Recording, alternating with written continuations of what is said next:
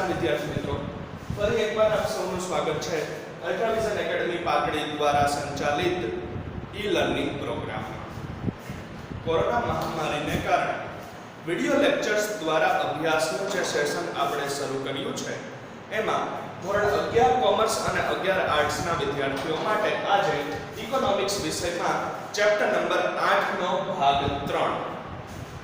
અગાઉ આપણે અર્થશાસ્ત્રનું chapter number 1 અર્થશાસ્ત્રનો વિષય પ્રવેશ અથવા તો વિષય પરિચય એ સંપૂર્ણપણે આ રીતે વિડિયો લેક્ચરના વિવિધ અલગ અલગ ભાગોમાં પૂરું કર્યું. ત્યારબાદ ચેપ્ટર નંબર 8 ની શરૂઆત કરેલી છે આર્થિક સુધારાઓ. આગળની ભવિષ્યની પરિસ્થિતિને ધ્યાનમાં રાખીને અત્યારે હાલમાં આપણે એવા ચેપ્ટર્સનો જ અભ્યાસ કરી રહ્યા છીએ. વિડિયો લેક્ચરના સેશનમાં આપણે એવા પ્રકરણો જ ભણાવી રહ્યા છીએ કે જે ધોરણ 12 કોમર્સ અને 12 આર્ટ્સની દ્રષ્ટિએ ઉપયોગી હોય, મહત્વના હોય. તો એમાં ચેપ્ટર નંબર 8 ની શરૂઆત આપણે કરેલી છે. 8મું ચેપ્ટર આર્થિક સુધારાઓ, અને આર્થિક સુધારાઓ ચેપ્ટરના અગાઉ પહેલા બે ભાગો આપણે ભણી ચૂક્યા છીએ. તો અત્યાર સુધીનું જે ચેપ્ટર ચાલ્યું, પ્રસ્તાવનાથી શરૂઆત કરી અને આપણે એટલી બાબતો ભણ્યા કે ભારત દેશમાં વર્ષ 1991માં મોટા પાયે આર્થિક સુધારાઓ કરવામાં આવ્યા હતા. દેશની આર્થિક નીતિમાં એ ધરમૂળથી ક્રાંતિકારી પરિવર્તનો, ક્રાંતિકારી ફેરફારો કરવામાં આવ્યા હતા. અને મુખ્ય 3 સ્વરૂપો, નંબર 1 ઉદારીકરણ, નંબર 2 ખાનગીકરણ અને નંબર 3 વૈશ્વિકીકરણ, આ મુખ્ય 3 સ્વરૂપે એ દેશમાં 1991 ના વર્ષથી આર્થિક સુધારાઓ લાગુ કરવામાં આવ્યા હતા, આર્થિક સુધારાઓ અમલમાં મૂકવામાં આવ્યા હતા.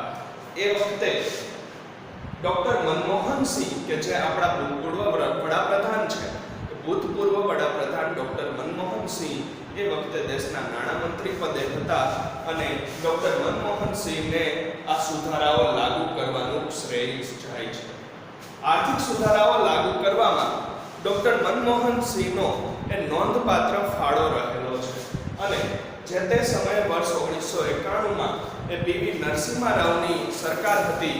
પીવી નરસિમ્હા રાવ વડાપ્રધાન પદે હતા અને ડોક્ટર મનમોહન સિંહ કે જે રિઝર્વ બેંકના ગવર્નર તરીકે એક સરકારી નોકરી કરતા હતા, એમને રિઝર્વ બેંકમાંથી રાજીનામું અપાવી એ આરબીઆઈના ગવર્નર તરીકે રિઝાઇન અપાવી અને દેશના નાણામંત્રી પદે એમનો કાર્યભાર સંભાળવાનો વારો આપ્યો છે. અને ડોક્ટર મનમોહન સિંહની ગણના વિશ્વના ખ્યાતનામ અર્થશાસ્ત્રીઓમાં થાય છે. અને એ વખતે એટલે કે 1991માં જે ભારતના અર્થતંત્ર ઉપર આર્થિક કટોકટી સર્જાઈ હતી, દેશનું વિદેશી દેવું વધતું ગયું.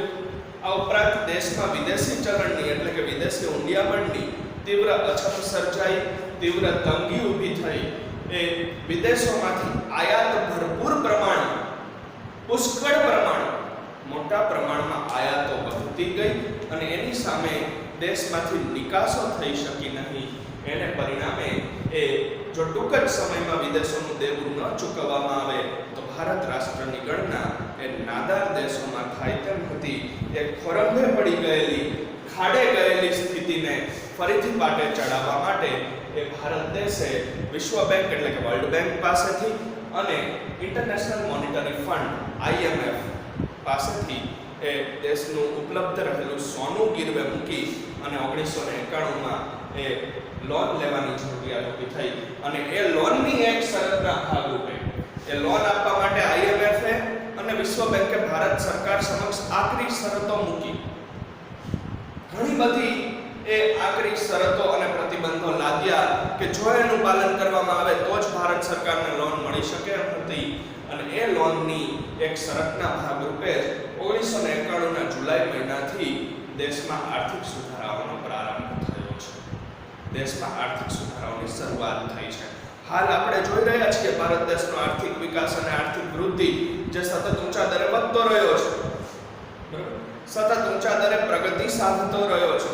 એનું શ્રેય આ 1991ના આર્થિક સુધારાઓને જાય છે. અને આર્થિક સુધારાઓ લાગુ કરવાનું એ નોંધપાત્ર પ્રદાન દેશના અર્થતંત્રમાં એ ડોક્ટર મનમોહન સિંહના ફાળે જાય છે. તો આર્થિક સુધારાઓના જે 3 મુખ્ય ઘટકો છે એમાંનું પહેલું ઘટક ઉદારીકરણ. એ ઉદારીકરણ વિશે આ ભાગ 3 માં આપણે વિગતવાર અભ્યાસ કરવાનો છે. ઉદારીકરણનો સૌથી પહેલા અર્થ, એની વ્યાખ્યા, કોને કહી શકાય ઉદારીકરણ અથવા તો ઉદારીકરણ એટલે શું?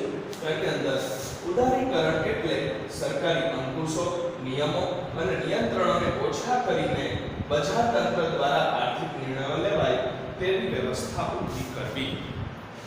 ઉદારીકરણ એટલે શું? એની સરળ શબ્દોમાં, સાદી ભાષામાં વ્યાખ્યા અહીં આવી છે અર્થશાસ્ત્રની પરિભાષામાં.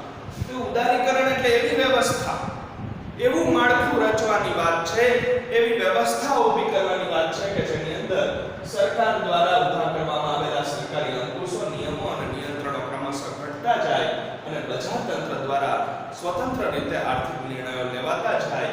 સરકારનો હસ્તક્ષેપ ઘટે, સરકારની દરેક બાબતમાં દખલગીરી ઘટે અને બજાર તંત્ર એટલે કે વેપારી, ગ્રાહકો અને ઔદ્યોગિકો, ઉદ્યોગ સાહસિકો એ પોતાની રીતે સ્વતંત્ર નિર્ણયો લેતા થાય એવી વ્યવસ્થા એવું ક્રમશઃ માળખું એટલે કે ઉદારીકરણ. ફરીથી ભારત દેશમાં આઝાદી પછીના સમયગાળામાં એટલે કે 1947 પછી દેશમાં દરેક ક્ષેત્રમાં એ સરકારનું પ્રભુત્વ રહેલું જોવા મળતું હતું. અમુક ઉદ્યોગો એ માત્ર ને માત્ર જાહેર સાહસો માટે જ અનામત રાખવામાં આવ્યા હતા. દાખલા તરીકે રંગ રસાયણ ઉદ્યોગ છે, રમકડા બનાવવાનો ઉદ્યોગ છે, પગરખા બનાવવાના ઉદ્યોગો છે, સિમેન્ટ ઉદ્યોગ છે, રેલવે ક્ષેત્ર છે, ટેલિફોન જેવું સંદેશા વ્યવહારનું ક્ષેત્ર છે, સંરક્ષણના સાધનો છે. આ તમામ ઉદ્યોગો એ માત્ર ને માત્ર જાહેર ક્ષેત્રો માટે જ અનામત હતા. એટલે કે જાહેર ક્ષેત્ર જ આમાં પ્રવેશી શકતું. સરકાર હસ્તકની પેઢીઓ અને કંપનીઓ જ એનું ઉત્પાદન કરી શકતી હતી. ખાનગી ક્ષેત્રને પ્રવેશવાની છૂટ નહોતી. સરકારના ઢગલાબંધ નિયમોનું પાલન કરવું પડતું હતું. ઢગલાબંધ પ્રતિબંધો જે લાદેલા હતા કેન્દ્ર અને રાજ્ય સરકારોએ, એમાંથી પસાર થવું પડતું હતું. એની મંજૂરી કે પરમિશન કે લાયસન્સ લેવા માટેની પ્રોસેસ પણ ખૂબ લાંબી હતી. એના માટેની ફી પણ એટલે આર્થિક બોજ પણ વધુ પડતો હતો. એટલે ઉદારીકરણ લાગુ કર્યું 1991 પહેલા, એ પહેલાના સમયમાં આ સ્થિતિ હતી દેશમાં કે ક્રમશઃ સરકારના નિયમો, નિયંત્રણો અને અંકુશો વધેલા હતા. દરેક બાબતમાં સરકારની દખલગીરી, દરેક બાબતમાં કેન્દ્ર સરકારનો હસ્તક્ષેપ, દરેક બાબતો હોય નાની મોટી કે નવો ઉદ્યોગ સ્થાપવો હોય કે ઉદ્યોગોમાં કોઈ પરિવર્તન કરવું હોય, ટેકનોલોજી વસાવવી હોય, નાણાંનું અમુક મર્યાદાથી વધારે મૂડીરોકાણ કરવું હોય, દરેક બાબતમાં કેન્દ્ર સરકારની પરવાનગી અને મંજૂરીની જરૂર હતી. એને રદ કરી એ સરકારનો હસ્તક્ષેપ ઘટાડ્યો, સરકારની દખલગીરી ઘટાડી અને બજારમાં વેપાર કરતા ગ્રાહકો, વેપારીઓ, ઉત્પાદકો, ઉદ્યોગ સાહસિકો પોતાની રીતે સ્વતંત્ર રીતે એ નિર્ણયો લેતા થાય. સરકારના અંકુશો ઘટે, સરકારના નિયમો ઘટે, સરકારના નિયંત્રણો અને કાયદાઓનું પાલન કરવાનું ક્રમશઃ ઓછું થતું જાય. એક સાથે બાદ નથી કરી દીધું, તબક્કાવાર ઘટાડો લાવવામાં આવ્યો છે. ક્રમશઃ એમાં નોંધપાત્ર રીતે ઘટાડો નોંધવામાં આવ્યો છે. એવી વ્યવસ્થા એટલે ઉદારીકરણ. એટલે ફરીથી આપણે જોઈએ તો કે ઉદારીકરણ એટલે અત્યાર સુધી અમલમાં રહેલા જે સરકારી અંકુશો હતા, અત્યાર સુધી અમલમાં રહેલા જે સરકારી નિયમો હતા અને સરકારના નિયંત્રણો અને પ્રતિબંધો હતા, એને નાબૂદ નથી કર્યા, એને કેન્સલ નથી કર્યા, પણ એને ઘટાડતા જઈને એને ક્રમશઃ ધીમે ધીમે ઓછા કરીને એના ઉપર ધીમે ધીમે રોક લગાવીને એ બજાર તંત્ર દ્વારા સ્વતંત્ર રીતે આર્થિક નિર્ણયો લેવાય તેવી વ્યવસ્થા અને તેવું માળખું ઊભું કરવું, એવી પ્રક્રિયા એટલે ઉદારીકરણ.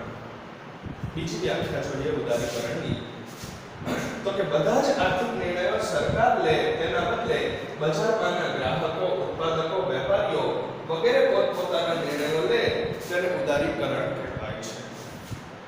બધા જ નિર્ણયો સરકાર હસ્તક હોય એના બદલે ખરેખર જે વેપાર કાર્ય સાથે સંકળાયેલા છે, ખરેખર જે ઉદ્યોગો સાથે સંકળાયેલા છે એવા ઉત્પાદકો, ગ્રાહકો અને વેપારીઓ પોતે જ પોતાના નિર્ણયો લે, સ્વતંત્ર રીતે પોતાની મરજીથી, પોતાની વિવેક બુદ્ધિથી પોતાના વેપાર, વ્યવસાય અને ધંધામાં આગળ વધે અને પોતે વ્યક્તિગત પોતાના નિર્ણયો લેતા થાય એવી વ્યવસ્થા એને કહી શકાય ઉદારીકરણ. એટલે કે બધા જ આર્થિક નિર્ણયો સરકાર લે, વધારે પડતો હસ્તક્ષેપ સરકાર કરે, વધારે પડતી દખલગીરી સરકાર કરે, એના બદલે બજારમાં જે ખરેખર વેપાર સાથે સંકળાયેલા છે, ખરેખર જે સાચી પરિસ્થિતિથી વાકેફ છે, ખરેખર જે લોકો સાચી પરિસ્થિતિના જાણકાર છે, બજારમાંનો રાજા ગ્રાહક કહેવાય છે, આપણે ભણી ગયા છે બરોબર, તો એવા ગ્રાહકો, એવા ઉત્પાદકો અને એવા વેપારીઓ જ એ પોતે પોતાના સ્વતંત્ર નિર્ણયો લે, પોતાની મનમરજી મુજબ, પોતાની વિવેક બુદ્ધિ મુજબ પોતાના વેપાર કાર્યમાં આગળ વધે, ક્યાંય કોઈ સરકારનો હસ્તક્ષેપ ન રહે, ક્યાંય કોઈ કેન્દ્ર સરકારના નિયમો, નિયંત્રણો કે પ્રતિબંધો ન રહે, એવી વ્યવસ્થા ઊભી કરવી એટલે ઉદારીકરણ. હજી એ સાદા અર્થમાં કહેવું હોય તો ઉદાર શરતો સાથે આગળ વધવું, ઉદાર પગલાઓ લઈને આગળ વધવું. જે અત્યાર સુધી પ્રતિબંધો હતા, નિયંત્રણો હતા, એના બદલે છૂટછાટો આપીને આગળ વધવું, એને કહેવાય ઉદારીકરણ. એટલે કે બધા જ આર્થિક નિર્ણયો સરકાર લે, પછી રાજ્ય સરકાર હોય કે કેન્દ્ર સરકાર હોય, એના બદલે બજારમાં કાર્ય કરી રહેલા ગ્રાહકો, વેપારીઓ અને ઉત્પાદકો વગેરે પોતે જાતે જ પોતપોતાના નિર્ણયો લે, સ્વતંત્ર રીતે આગળ વધે એવી પ્રક્રિયા અને એવું માળખું રચવું એટલે ઉદારીકરણ. ત્યાર પછી ઉદારીકરણની નીતિમાં ઔદ્યોગિક ક્ષેત્રને લગતા અને વેપાર નીતિને લગતા સુધારાઓ મહત્વના હતા. ઉદારીકરણનું પગલું લાગુ કરવામાં આવ્યું દેશમાં, ત્યારે એમાં એક તો ઉદ્યોગ ક્ષેત્રને લગતા ઔદ્યોગિક સુધારાઓ અને દેશની વેપાર નીતિ, ટ્રેડ પોલિસી, એ ટ્રેડ પોલિસી એટલે કે વેપાર નીતિને લગતા સુધારાઓ જ મુખ્ય હતા, એને લગતા સુધારાઓ જ મહત્વના હતા. ફરીથી કે ઉદારીકરણનું મુખ્ય હાર્દ, એને લાગુ કરવાનો મુખ્ય હેતુ આગળ આવે છે બરાબર, પણ ઉદારીકરણમાં શું કરવામાં આવ્યું? આપણે જો મુખ્ય ત્રણ પાસા છે, ઉદારીકરણ, ખાનગીકરણ અને વૈશ્વિકીકરણ. એમાં આપણે પહેલું પાસું ઉદારીકરણ ભણીએ છીએ વિગતવાર બરાબર. તો કે ઉદારીકરણની નીતિમાં, ઉદારીકરણની બાબતોમાં એટલું તો સ્પષ્ટ હતું કે એમાં બે વિશે સુધારાઓ કરવાના હતા, બે બાબતો વિષયક સુધારાઓ કરવાના હતા. કઈ કઈ બાબતો વિશે? તો કે એક તો દેશના ઔદ્યોગિક ક્ષેત્ર વિશે, દેશના ઉદ્યોગ ક્ષેત્રને લગતા, અને બીજું દેશની વેપાર નીતિને લગતા. દેશની ટ્રેડ પોલિસી એટલે કે વેપાર નીતિમાં પરિવર્તન આણવાનું હતું. ઉદારીકરણમાં જે બાબતો નક્કી થઈ, ઉદારીકરણમાં જે પગલાઓ સૂચવવામાં આવ્યા, અથવા તો ઉદારીકરણમાં જે પરિવર્તનો કરવામાં આવ્યા, એમાં બે બાબતો ઉપર ભાર મૂકવામાં આવ્યો હતો. એક તો દેશના ઉદ્યોગોમાં થતા ઔદ્યોગિક ફેરફારોને અને દેશની વેપાર નીતિને લગતા વ્યાપારિક સુધારાઓને. એવા કાયદાઓ ઘડવામાં આવ્યા ઉદારીકરણમાં કે જેના લીધે ઉદ્યોગ સાહસિકોને ઔદ્યોગિક ક્ષેત્રમાં અને વેપારીઓને વેપાર નીતિમાં લાભ થયો, ફાયદો થયો, સરકારના નિયંત્રણો, હસ્તક્ષેપ અને દખલગીરી ઘટ્યા. આ ઉદારીકરણની નીતિનું હાર્દ એટલે કે એનો મુખ્ય હેતુ એ બજાર તંત્ર સરકારના અંકુશોમાંથી શક્ય તેટલું મુક્ત થાય તે માટેનું હતું. ઉદારીકરણની નીતિ લાગુ કરવા પાછળનો મુખ્ય હાર્દ, ઉદારીકરણ અમલમાં મૂકવાનો મુખ્ય હેતુ, હાર્દ એટલે કે હેતુ એ હતો કે બજાર અત્યાર સુધી સરકાર આધારિત હતું, સરકારના નિર્ણયોને આધીન હતું, સરકારના હસ્તક્ષેપ અને દખલગીરીથી ચાલતું હતું. એ બજાર હવે સરકારના અંકુશોમાંથી, સરકારની આધીનતા અને પરાધીનતામાંથી શક્ય એટલું મેક્સિમમ મુક્ત થાય, બજાર સ્વતંત્ર રીતે આગળ વધે, એ બાબત ઉદારીકરણની નીતિનો મુખ્ય હાર્દ હતું. ઉદારીકરણ ભારતમાં લાગુ કરવા પાછળનો મુખ્ય હેતુ, ઉદારીકરણ અમલમાં મૂકવાનો મુખ્ય હેતુ જે હતો કે વધુ ઉદાર શરતો સાથે આગળ વધવું, વધુ છૂટછાટો આપવી, પ્રતિબંધોને હળવા બનાવવા. અત્યાર સુધી દેશનું બજાર, અત્યાર સુધી દેશના વેપારો, ઉદ્યોગો એ જે સરકારના અંકુશોમાં હતા, સરકારને આધીન હતા, સરકારના નિર્ણયોને આધારે ચાલતા હતા, એના બદલે એ બજાર તંત્રને, દેશના વેપાર, વાણિજ્ય અને ઉદ્યોગોને સરકારના અંકુશોમાંથી શક્ય એટલા મેક્સિમમ, મહત્તમ મુક્ત કરવા અને સ્વતંત્ર રીતે આગળ ધપાવવા, એ બાબત જ ઉદારીકરણનો મુખ્ય હાર્દ એટલે કે મુખ્ય હેતુ હતો. ઉદારીકરણની પ્રક્રિયામાં શું થાય છે? ઉદારીકરણની પ્રક્રિયા અમલમાં મૂકવામાં આવે તેનાથી શું થાય? કયા કયા પરિવર્તનો આવે? તો મુખ્ય 4 પરિવર્તનો આવે છે ઉદારીકરણની પ્રક્રિયામાં. આ બાબત અહીંયા આપણને 2 માર્ક્સના પ્રશ્ન સ્વરૂપે આવી શકે છે કે ઉદારીકરણની પ્રક્રિયામાં કયા કયા પરિવર્તનો થાય અથવા તો ઉદારીકરણમાં શું શું ફેરફારો થાય. અગાઉ આપણે જે જોયા ઉદારીકરણનો અર્થ અને વ્યાખ્યા એ 1 માર્ક્સના વિભાગ B ના પ્રશ્ન સ્વરૂપે આવી શકે છે. ઉદારીકરણ એટલે શું? ઉદારીકરણનો અર્થ આપો. સંજ્ઞા સમજાવો. ઉદારીકરણ કોને કહેવાય એ રીતે પેપર સ્ટાઇલ અગાઉ આપણે સમજાવેલી છે. મુજબ પેપર સ્ટાઇલના વિભાગ B ની અંદર એ 1 માર્ક્સનો પ્રશ્ન પૂછાઈ શકે છે. અને હવે ઉદારીકરણની પ્રક્રિયામાં થતા પરિવર્તનો એના 4 પોઈન્ટ છે કે જો દેશમાં ઉદારીકરણ અમલમાં મૂકવામાં આવે છે તો એનાથી શું શું પરિવર્તનો આવે છે, એનાથી શું શું ફેરફારો આવે છે. તો નંબર 1, ઉદારીકરણની પ્રક્રિયામાં અર્થતંત્ર પરના રાજ્યના એટલે કે સરકારના અંકુશો ઘટતા જાય છે. જો ભારત દેશમાં ઉદારીકરણની પ્રક્રિયા અમલમાં મૂકવામાં આવે છે અથવા મૂકવામાં આવી તો એનાથી એ દેશના અર્થતંત્ર ઉપર, દેશના વેપાર વાણિજ્ય અને ઉદ્યોગ ક્ષેત્ર ઉપર જે અત્યાર સુધી સરકારના પ્રતિબંધો હતા, રાજ્યના એટલે કે કેન્દ્ર સરકારના શાસકોના, દેશ ઉપર જેનું શાસન છે એના, બરાબર, એટલે કે સરકારના જે પ્રતિબંધો હતા, જે અંકુશો હતા, જે નિયંત્રણો હતા એ ક્રમશઃ ઓછા થતા જાય છે, ક્રમશઃ ઘટતા જાય છે. કે દેશના અર્થતંત્ર ઉપર, ખાસ કરીને દેશના વેપાર વાણિજ્ય અને ઉદ્યોગો ઉપર અત્યાર સુધી એટલે કે 1947 થી લઈ અને 1991 ના સમયગાળા સુધી આટલા વર્ષોથી સરકારના જે પ્રતિબંધો હતા, સરકારના જે નિયંત્રણો હતા, સરકારના જે અંકુશો હતા એમાં ક્રમશઃ ઘટાડો થતો જાય છે, એમાં ક્રમશઃ એ નિયંત્રણો અંકુશો ઓછા થતા જાય છે. ઉદારીકરણની પ્રક્રિયાથી મુખ્ય લાભ આ થાય છે કે વેપાર તંત્ર, બજાર તંત્ર સ્વતંત્ર રીતે આગળ વધે છે. સરકારની દખલગીરી અને હસ્તક્ષેપ સંપૂર્ણ નાબૂદ નથી થતો, પણ ક્રમશઃ રીતે ઘટતો જાય છે, તબક્કાવાર ધીમે ધીમે ઓછો થતો જાય છે. નંબર 2, ઉદારીકરણની પ્રક્રિયામાં આર્થિક નિર્ણયોની પ્રક્રિયામાં બજારમાં માંગ અને પુરવઠાના પરિબળોની પણ અસર વધતી જાય છે. આર્થિક નિર્ણયો અત્યાર સુધી સરકાર દ્વારા લેવાતા હતા. કઈ વસ્તુનું ઉત્પાદન કરવું, કેટલા પ્રમાણમાં કે કેટલી માત્રામાં ઉત્પાદન કરવું, કોને વેચાણ કરવું, આયાત કરવી કે નિકાસ કરવી, મૂડી રોકાણની બાબતમાં પણ સરકારના નિર્ણયને સ્વીકારવો પડતો હતો. એના બદલે હવે એ નિર્ણય પ્રક્રિયામાં, એ ડિસિઝન લેવાની બાબતમાં બજારમાં માંગ અને પુરવઠાના પરિબળોની અસર વધતી જાય છે. બજારમાં એ ચીજવસ્તુની માંગ કેટલી છે, સામેનો સપ્લાય એટલે કે પુરવઠો કેટલો છે, એ ડિમાન્ડ અને સપ્લાય એટલે કે માંગ અને પુરવઠાના પરિબળોની અસર ક્રમશઃ વધતી જાય છે.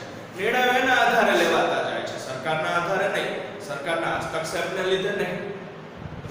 પણ અત્યાર સુધી જે નિર્ણયો એ બંધનમાં રહીને લેવાતા હતા, અંકુશમાં રહીને લેવાતા હતા, એના બદલે હવે એ નિર્ણયો સ્વતંત્ર રીતે લેવાય છે.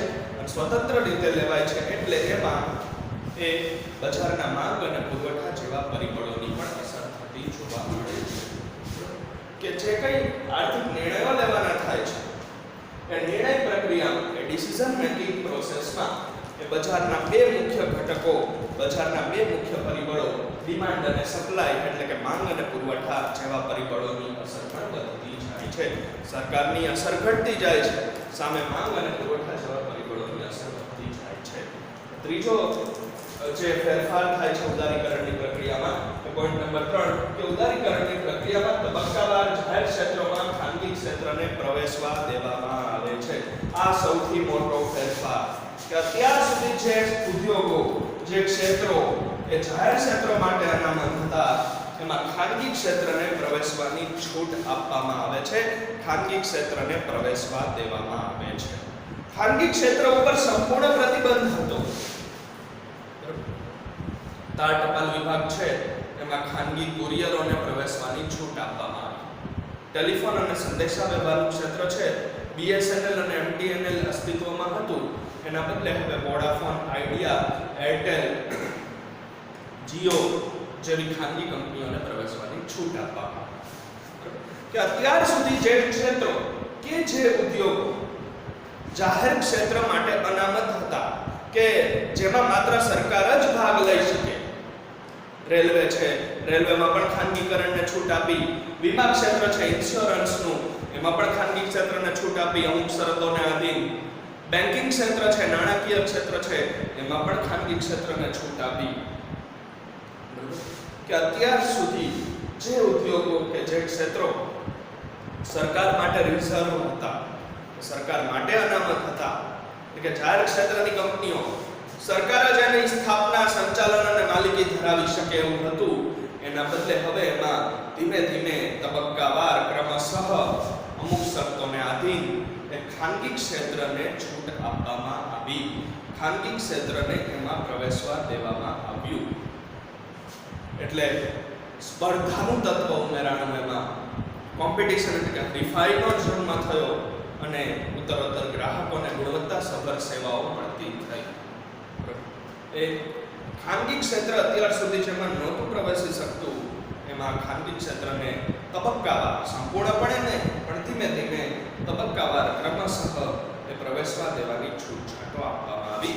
આ ઉદારીકરણનો સૌથી મુખ્ય અને ક્રાંતિકારી ફેરફાર છે, સૌથી મોટું પરિવર્તન ઉદારીકરણનું, કે એ જાહેર ક્ષેત્રોની અંદર ખાનગી ક્ષેત્રને છૂટ આપવામાં આવી, પ્રવેશવા દેવામાં આવ્યા અને જાહેર ક્ષેત્રનું અને ખાનગી ક્ષેત્રનું સહ અસ્તિત્વ જોવા મળ્યું, બંનેનો સમન્વય થયેલો જોવા મળ્યો. પરિણામે એનો ફાયદો દેશના ગ્રાહકોને થતો જોવા મળ્યો છે. ત્યાર પછી પોઈન્ટ નંબર 4, ઉદારીકરણની પ્રક્રિયામાં રાજ્ય એટલે કે કેન્દ્ર સરકાર એ દેશના ઉદ્યોગો અને વિદેશી ઉદ્યોગોની બાબતમાં તટસ્થ બને છે. સરકાર તટસ્થ બની જાય છે, સરકારનું વલણ તટસ્થ રહે છે. કઈ બાબતોમાં? તો કે ઉદ્યોગોની બાબતમાં. જ્યારે જે તે દેશમાં અને ભારત દેશમાં ઉદારીકરણ લાગુ કરવામાં આવ્યું હોય તો, અથવા તો ઉદારીકરણ અમલમાં મૂકવામાં આવે ત્યારે અત્યાર સુધી દેશના ઉદ્યોગોને સરકાર રક્ષણ પૂરું પાડતી હતી. બરોબર, એક પ્રકારનું સંરક્ષણ આપતી હતી સરકાર કે ખાનગી ક્ષેત્રને નહીં પ્રવેશવા દેવાનું, આ ઉપરાંત વિદેશી ઉદ્યોગોને નહીં પ્રવેશવા દેવાના, સરકાર હસ્તક તમામ નિર્ણયો, પ્રતિબંધો, અંકુશો. એના બદલે એ હવે સરકાર તટસ્થ બની જાય છે, દેશના ઉદ્યોગોને આપતું રક્ષણ ઘટતું જાય છે, દેશના ઉદ્યોગો અને વિદેશી ઉદ્યોગો દેશમાં પ્રવેશે મંજૂરી લઈને તે બંનેની બાબતમાં સરકાર તટસ્થ વલણ અપનાવે છે. કોઈ એક તરફી વલણ ધ્યાનમાં લેવાતું નથી, સરકારની ભૂમિકા એ તટસ્થ બની રહેવા પામે છે ઉદારીકરણની પ્રક્રિયામાં. એટલે આ બધી બાબતો પરથી કહી શકાય કે ઉદારીકરણ એટલે શું? તો ઉદારીકરણ એટલે નંબર 1, રાજ્યના એટલે કે સરકારના અંકુશોવાળા આર્થિક નિર્ણયોમાં ખાનગી અને બજાર આધારિત ક્ષેત્રના સ્વીકારને ઉદારીકરણ કહેવાય છે. સરકારે એ બાબતનો સ્વીકાર કર્યો, અનુમતિ આપી કે સરકાર આધારિત જે અર્થવ્યવસ્થા હતી, સરકારના અંકુશો અને નિયંત્રણોવાળી જે અર્થવ્યવસ્થા હતી, એમાં ખાનગી ક્ષેત્રનો પ્રવેશ કરાવીને, ખાનગી ક્ષેત્રને પ્રવેશવાની છૂટ આપીને બજાર આધારિત અર્થવ્યવસ્થા ગોઠવવાના સંકેતને એ ઉદારીકરણ કહેવાય છે. નિર્ણયો પણ એ બજાર આધારિત લેવાય છે, માંગ અને પુરવઠાના પરિબળોને આધારે લેવાતા જોવા મળે છે. ટૂંકમાં સરકારના અંકુશોવાળી, સરકારના પ્રતિબંધોવાળી, સરકારના હસ્તક્ષેપ અને દખલગીરીવાળી જે બજાર વ્યવસ્થા હતી, એમાં સ્વતંત્ર નિર્ણયોના સ્વીકારને અને ખાનગી ક્ષેત્રના પ્રવેશના સ્વીકારને એ ઉદારીકરણ કહેવાય છે. અને હજુ વિસ્તૃત કહેવું હોય તો રાજ્ય અંકુશિત અર્થવ્યવસ્થામાં ખાનગી સાહસો, વ્યક્તિગત નિર્ણયોનું સ્વાતંત્ર્ય અને બજાર પરિબળો દ્વારા આર્થિક નિર્ણયોનો વ્યાપ વધે અને રાજ્યનો એટલે કે સરકારનો હસ્તક્ષેપ ઘટે, તે બાબતને ઉદારીકરણ કહેવાય છે. અત્યાર સુધી જે અર્થવ્યવસ્થા, અત્યાર સુધી જે માળખું અથવા તો અત્યાર સુધી જે તંત્ર રાજ્યના અંકુશો વાળું હતું, સરકાર દ્વારા અંકુશિત હતું, એના બદલે હવે એમાં ખાનગી સાહસોનું પ્રભુત્વ વધે, ખાનગી એકમોને પ્રવેશવા દેવાની છૂટ આપવામાં આવે, વ્યક્તિગત નિર્ણયોનું સ્વાતંત્ર્ય જળવાય, વ્યક્તિગત નિર્ણયોનું મહત્વ વધે અને બજારના માંગ અને પુરવઠા જેવા પરિબળોનો વ્યાપ વધે અને સરકારની દખલગીરી અને હસ્તક્ષેપ ક્રમશઃ ઘટતો જાય, ક્રમશઃ છૂટછાટો વધતી જાય, એ બાબતને ઉદારીકરણ કહેવામાં આવે છે. હવે નેક્સ્ટ સેશનમાં આપણે ભારતમાં ઉદારીકરણની પ્રક્રિયાથી થયેલા ફેરફારો અને ભારતમાં ઉદારીકરણનો અમલ ક્યારે કેવી રીતે થયો છે એ વિશે અભ્યાસ કરીશું. Thank you all of you.